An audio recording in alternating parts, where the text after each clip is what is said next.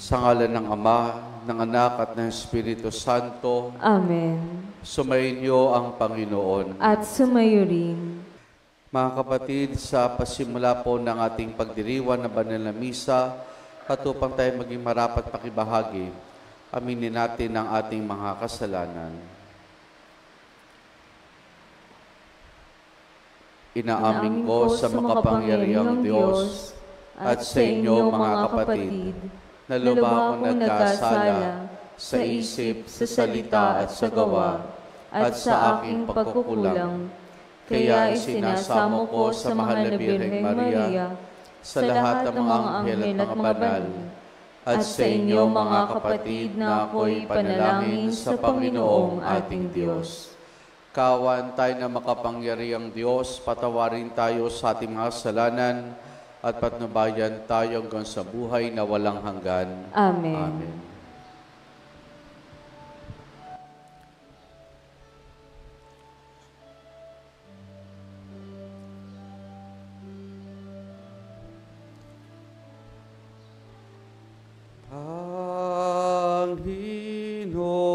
Panginoon, kaawaan mo kami.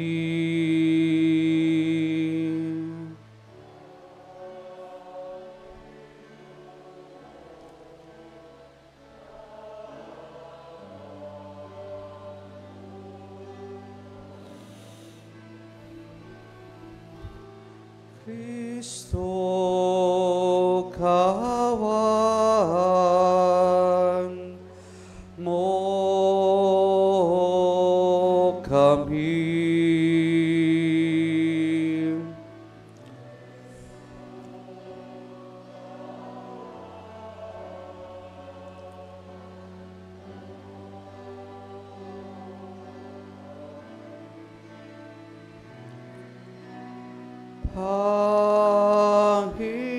Panginoon, kaawaan mo kami.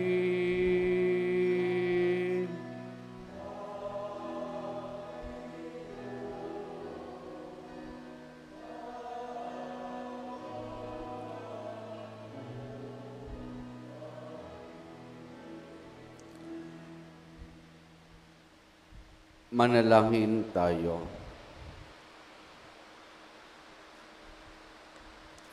Ama naming makapangyarihan, ang pagkuliran at pagpaampon ng mga banal ay nilaan mo para sa kahinaan naming huwag mahumadlang sa pagtaak sa landas ng kaligtasan. Ipagkulob mong kaming nagpaparangal sa pagsilang ni na San Beda, Papa Gregorio Icapito at Santa Maria Magdalena de Pasi sa kalangitan ay makadulog sa iyo sa pagtalunto namin sa kanilang pinagdaanan sa pamamagitan ni Jesus kasama ng Espiritu Santo magpa sa walang hanggan. Amen.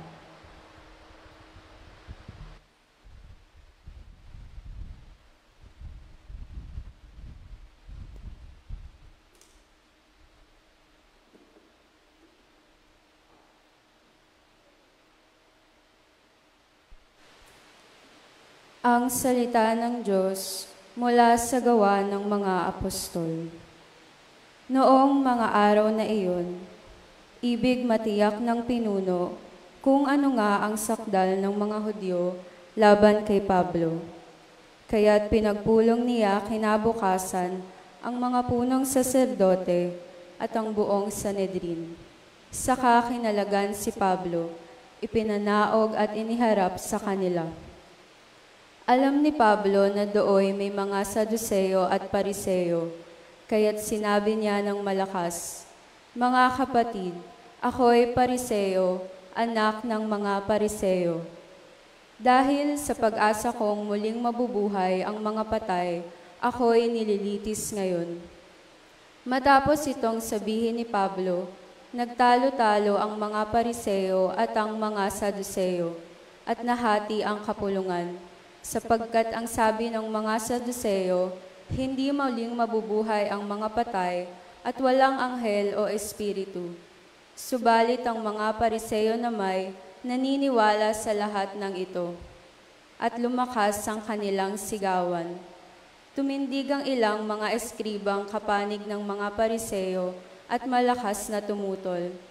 Wala kaming makitang pagkakasala ng taong ito, kung may isang espiritu o isang anghel na nagsalita sa kanya. At nang maging mainita na ang kanilang pagtatalo, natakot ang pinuno na baka lurayin nila si Pablo. Kaya't pinapanaog niya ang mga kawal. Ipinakuha si Pablo at ipinasok sa kuta. Kinagabihan, tumayo ang Panginoon sa tabi ni Pablo at sinabi sa kanya, "Lakasan mo ang iyong loob. Nagpatotoo ka tungkol sa akin dito sa Jerusalem. Ganyan din ang gawin mo sa Roma." Ang salita ng Diyos. Salamat sa Diyos. Diyos ko, ang aking dalangi, ako'y iyong tangkilikin. Diyos ko, ang aking dalangi, ako iyong tangkilikin. O Diyos, ako'y ingatan mo, ingatan ang iyong lingkod. Ang hangad ko ay maligtas, kaya sa iyo dumudulog. Ika'y aking Panginoon, ang wika ko sa aking Diyos. Kabutihang tinanggap ko ay ikaw ang nagkaloob. Ikaw lamang, o Poon ko, ang lahat sa aking buhay. Ako'y iyong tinutugon sa lahat kong kailangan. Diyos ko, ang aking dalangi, ako'y iyong tangkilikin. Pinupuri ko ang Poon na sa akin ay patnubay. Kahit gabi, diwa niya ang sa akin umaakay. Nababatid ko na siya'y kasama ko oras-oras, sa piling niya'y kailanmay hindi ako matitinag. Diyos ko, ang aking dalangi, ako'y iyong tangkilikin. Kaya't ako'y nagdiriwang, ang diwa ko'y nagagalak. Ang lagi kong nadaramay, hindi ako matitinag.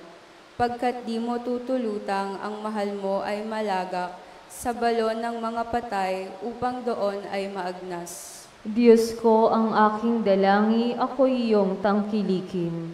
Ituturo mo ang landas na buhay ng hahantungan. Sa piling mo'y madarama ang lubos na kagalakan.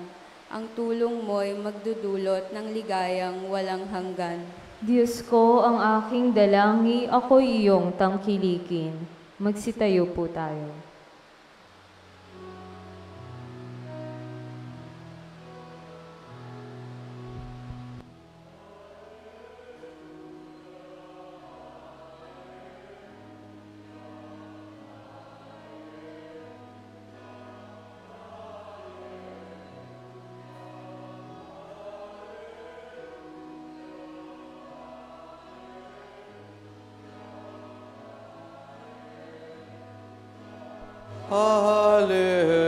Hallelujah.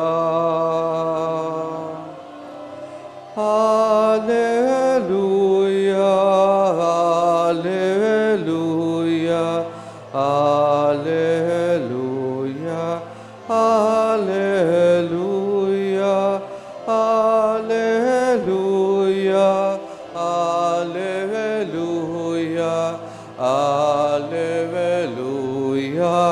Hallelujah.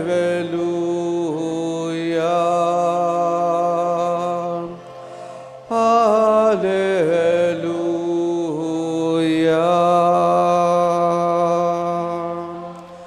Sumainyo ang Panginoon. At sumayo rin. Ang mabuting balita ng Panginoon ayon kay San Juan. Papuri sa iyo, Panginoon. Noong panahong iyon, tumingala si Jesus at nanalangin, "Amang banal, hindi lamang ang aking mga alagad ang idinadalangin ko, kundi pati ang mga mananalig sa akin dahil sa kanilang pahayag. Maging isa nawa siyang lahat, Ama. Kung paanong ikaw ay nasa akin at ako'y nasa iyo, gayon din naman maging isa sila sa atin upang maniwala ang salibutan na ikaw ang nagsugo sa akin. Ang karangalang ibinigay mo sa akin ay binigay ko sa kanila upang sila'y ganap na maging isa, gaya nating iisa. Ako'y nasa kanila at ikaw ay nasa akin, upang lubusang silang maging isa. At sa gayon, makilala ng salibutan na sinugo mo ako at sila'y iniibig mo katulad ng pag-ibig mo sa akin. Ama, nais kong makasama sa aking kinaroroonan ang maibinigay mo sa akin upang mamasdan nila ang karangalang ibigay mo sa akin, sapagkat inibig mo na ako bago pa nilikha ang sanlibutan. Makatarungang Ama, hindi ka nakikilala ng sanlibutan, ngunit nakikilala kita at nalalaman na mga ibinigay mo sa akin na ikaw ang nagsugo sa akin. Ipinakilala kita sa kanila at ipakikilala pa upang ang pag-ibig mo sa akin ay sumapuso nila at ako na may sumakanila. Ang mabuting balita ng Panginoon. Pinupuri ka namin, Panginoong Hesukristo. Magandang umaga po sa ating lahat. Magandang umaga rin po naman. Opposites. Ito mga kapatid, yung makikita natin sa ating mga pagbasa sa araw na ito. Si Jesus sa Ebanghelyo, ang dalangin ay pagkakaisa. Pero sa ating unang pagbasa, nakita natin yung pagkakabahabahagi. Pagkakaisa ang dalangin ni Jesus sapagkat ang simpleng dahilan niya ay dahil sila at ang Ama ay isa. Pagkakaisa ang dalangin ni Jesus para sa mga alagad at hindi lang sa mga alagad, kundi para sa atin. Kasi sa Ebanghelyo, binanggit po na idinadalangin din ni Jesus ang mga mananalig sa Kanya, tayo, sa pamamagitan ng kanilang mga ipinahayag. Kaya tayo po ay yung nagsimulang manalig sa ating Panginoon sa pamamagitan ng simbahan na pinasimulan ng Panginoon at pinagpatuloy po ng mga apostol sa pamamagitan ng kanilang pangangaral. Yan ang dalangin sapagkat isang Diyos at isang pananampalataya ang ipinapahayag ng bawat isa sa atin.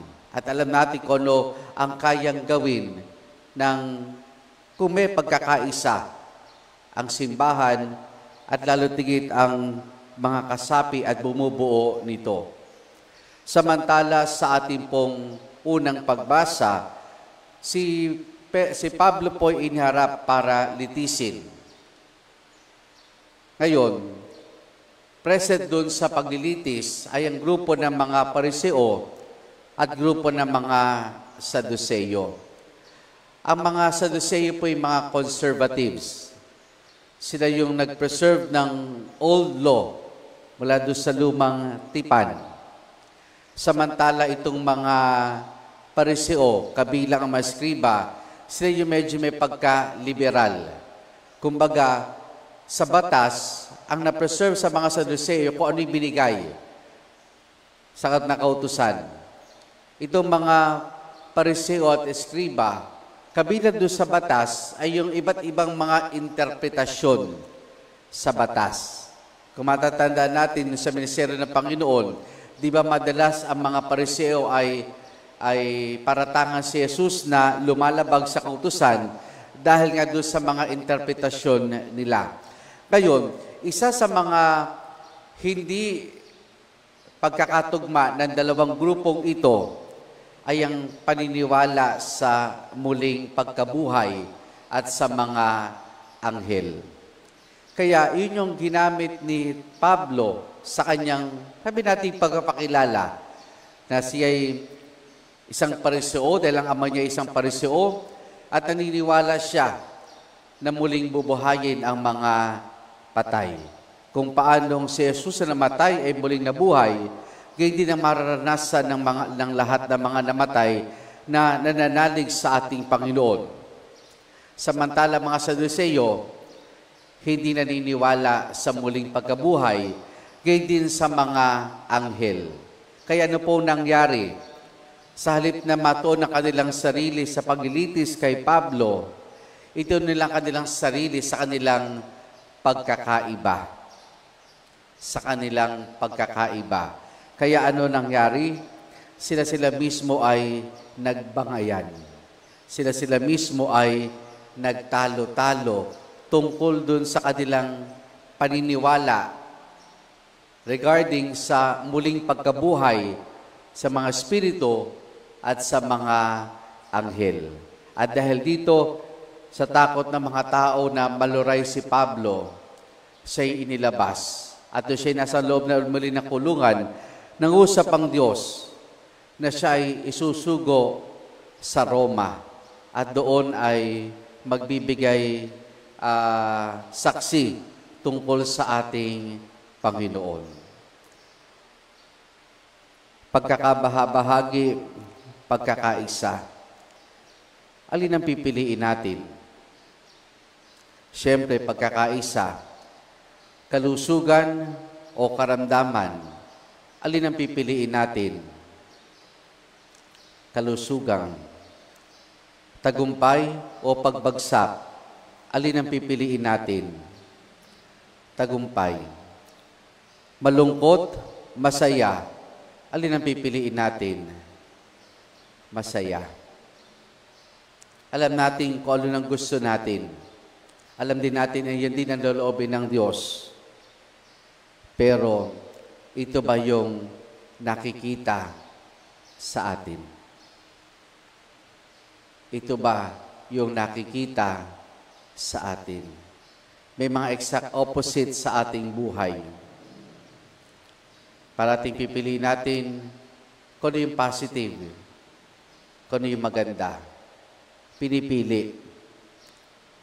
Pero, ito ba yung nakikita sa pamamaraan ng ating pamumuhay?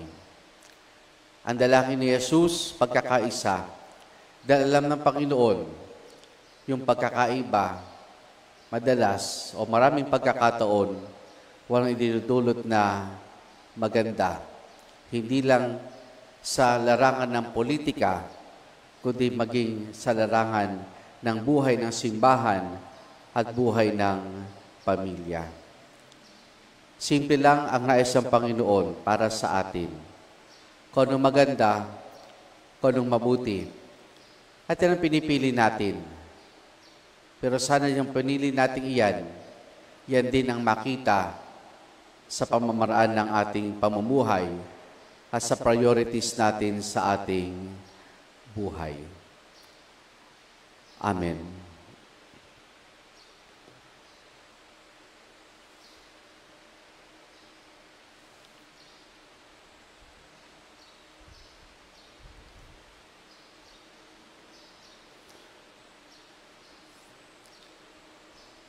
Nanalangin si Jesus sa Ama para sa pagkakaisa. Sa paghihintay sa Pentecostes, lumapit tayo sa Ama at idalangin ang tunay na pagkakaisa ng lahat ng kanyang mga anak. Ating itutugon, Ama ng lahat, pag-isahin mo kami. Ama ng lahat, pag-isahin mo kami.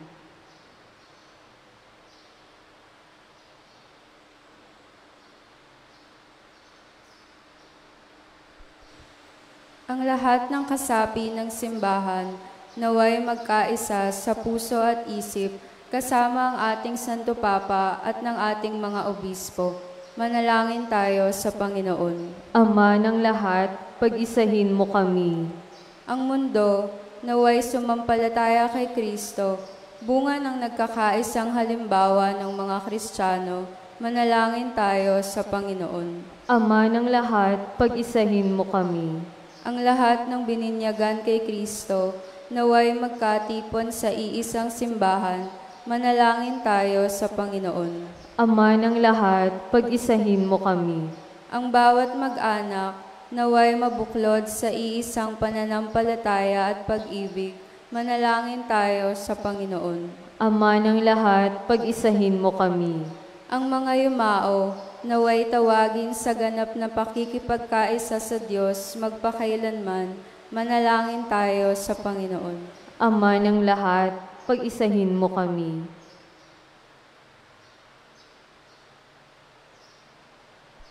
Banal na Ama, sa pamamagitan ng mga panalangin ito, maakinawa ang lahat ng tao sa pagkakaisa ibinabahagi mo sa nag-iisang minamahal mo bago pa man itinatag ang sansinukob. Hinihiling namin ito sa pamamagitan ni Jesus na aming Panginoon. Amen.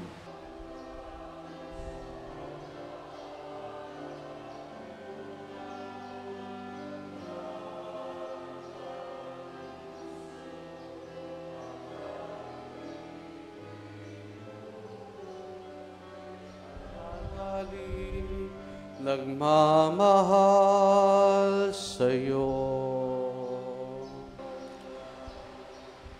Manalangin kayo mga kapatid upang ang paghahain natin ay kalugdan ng Diyos sa Amang makapangyarihan. Tanggapin nawa ng Panginoon itong paghain sa iyong mga kamay sa kapurihan niya at karangalan sa ating kapakinabangan at sa buong sambayanan niyang banal. Ama naming lumikha, para mo ng awa, gawin mong banal ang mga alay naming iyusan ng kalugdan at kami gawin mong hain sa laging nakalaan sa pamamagitan ni Jesus kasama ng Espiritu Santo magpasawalang hanggan. Amen. Sumainyo ang Panginoon. At sumayo rin. Taas sa Diyos sa inyong puso at diwa. Itinaas na namin sa Panginoon. Pasalamatan natin ang Panginoong ating Diyos. Marapat na siya'y pasalamatan. Ama naming makapangyarihan, tunay nga marapat na ikaw ay aming pasalamatan. Kasama at kamatay matapos sa lupigin ng anak mong si Jesus na Panginoon namin. Siya ngayon umakyat sa iyong piling bilang haring dakilang sinasamba ng mga anghel. Siyang aming tagapamagitan nakikiusap sa iyo para sa tanan. Siyang tagapasya sa lupa't kalangitan. Hindi niya iwinaksi ang aba naming pagkatao sa pagluklok sa kanan mo, sapagkat kami ang katawan at siya ang ulo. Ang pagkakat niya ay katiyak ang sasapit kami sa iyo.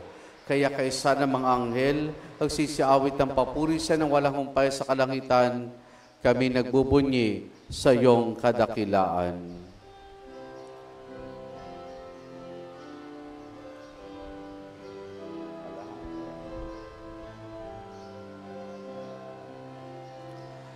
Santo, Santo, Santo, Panginoong Diyos na mga hukbo, napupuno ang langit at ang lupa ng kaluwalhatian mo. Hosana, Hosana, Hosana sa kaitaasan. Pinagpala ang naparirito sang ngalan ng Panginoon. Hosana, Hosana, Hosana sa kaitaasan.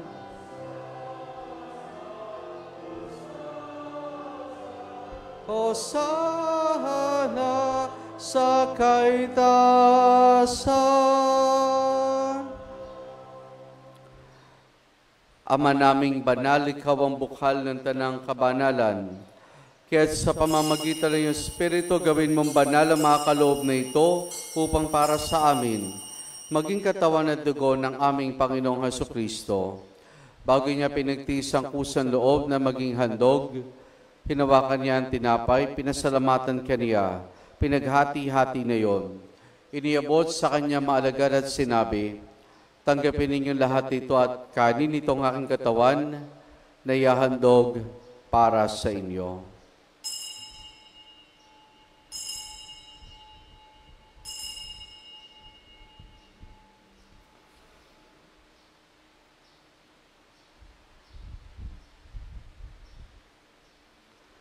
Gayun din naman nang matapos ang hapunan, hinawakan niya ang kalis. Muli kanyang pinasalamatan.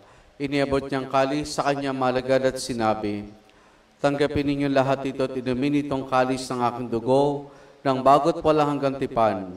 Ang aking dugo na ibubuhos para sa inyo at para sa lahat sa kapagpapatawad ng mga kasalanan. Gawin ninyo ito sa pag-alaala sa akin.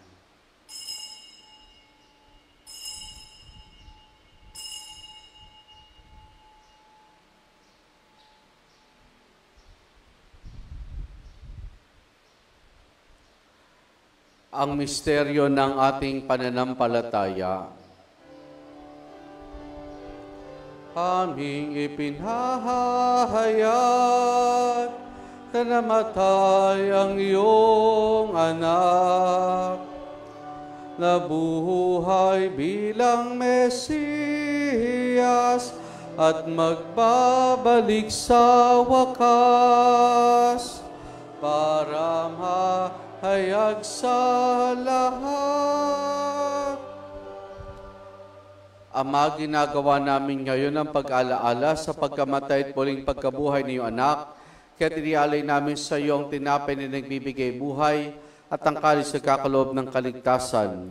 Kami nagpapasalamat dahil kami minarapat at tumayo sa harap mo para maglingkod sa iyo. Isinasamo namin kami magsasalo-salo sa katawan at dugo ni Kristo ay mabuklos sa pagkakaisa sa pamamagitan ng Espiritu Santo. Ama, lingapin mo ang simbahan laganap sa buong daigdig. Puspusin mo kami sa pag-ibig kesa ni Leo naming Santo Papa at idenis sa aming obispo at ng tanang kaparian. Alalahanin mo rin ang mga kapatid naming nahimlay na may pag-asang sila'y muling mabubuhay, gayon din na lahat ng mga pumanaw at mga kaluluwa sa purgatorio. Kaawan mo sila at patuloyin sa iyong kaliwanagan. Kaawan mo at pagindapati kaming lahat na makasalo sa iyong buhay na walang wakas. Kaysa ng mahal na Birheng Maria na Ina ng Diyos, ang kanyang kabiyak ng puso si San Jose, kaysa ng mga apostol at ng lahat ng mga banal, lalutigi si San Juan Bautista, na namuhay dito sa daigdig ng kalugod-lugod sa iyo. May pagdiwanawa namin ang pagpupuri sa ikararangal mo sa pamamagitan ng iyong anak na aming Panginoong Heso Kristo. Sa pamamagitan ni Kristo, kasama niya at sa Kanya, ang lahat ng parangal papuri sa iyo, Diyos amang makapangyarihan, kasama ng Espiritu Santo, magpa sa walang hanggan.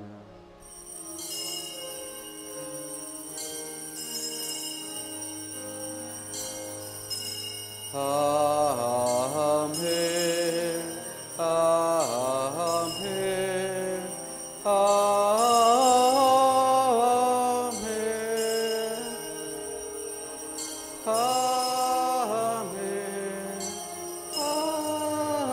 Amen. Amen. Amen. Sa tagubilin man nakagagaling na utos, sa turo ni Jesus na Panginoon natin at Diyos, ipahayag natin ang lakas loob.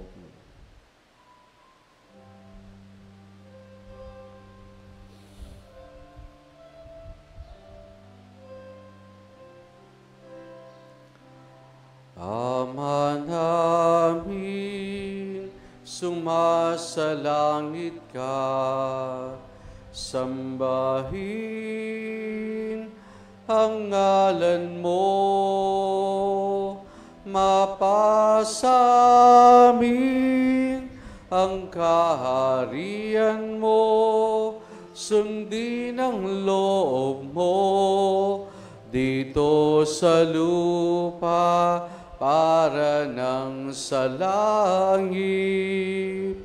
Bigyan mo kami ngayon ng aming kakanin sa araw-araw at patawarin mo kami sa aming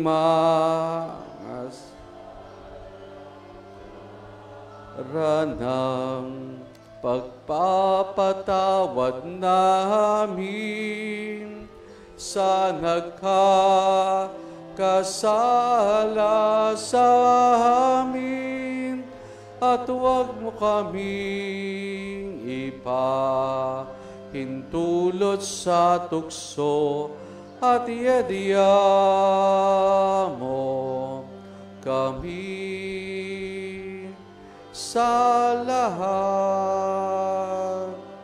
ng masama.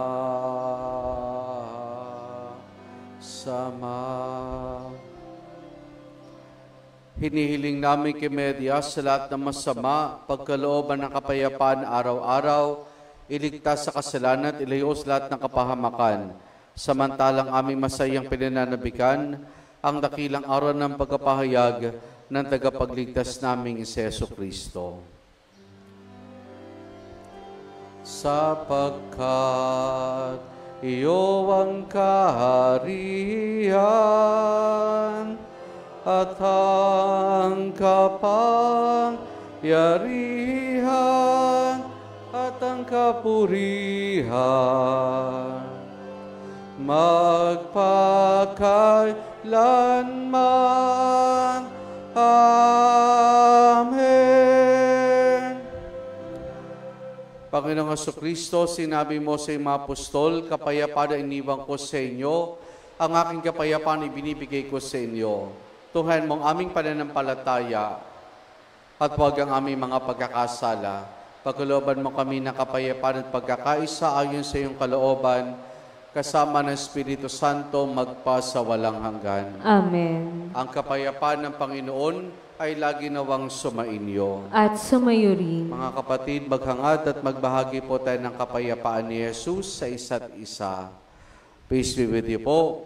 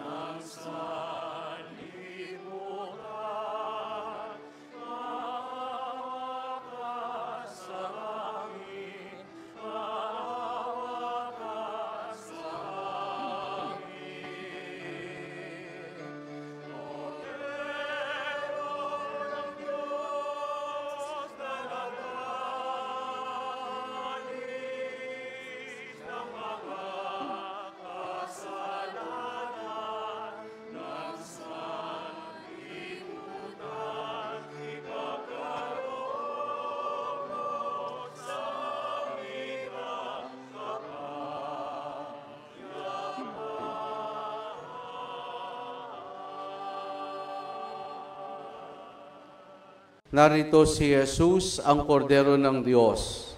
Siya nagali sa mga kasalanan ng sanlibutan. Mapalad ang mga inaaniya niya makiisa sa kanyang banal na piging. Panginoon, hindi ako karapat-dapat na magpatuloy sa iyo, ngunit sa isang salita mo lamang ay gagaling na ako.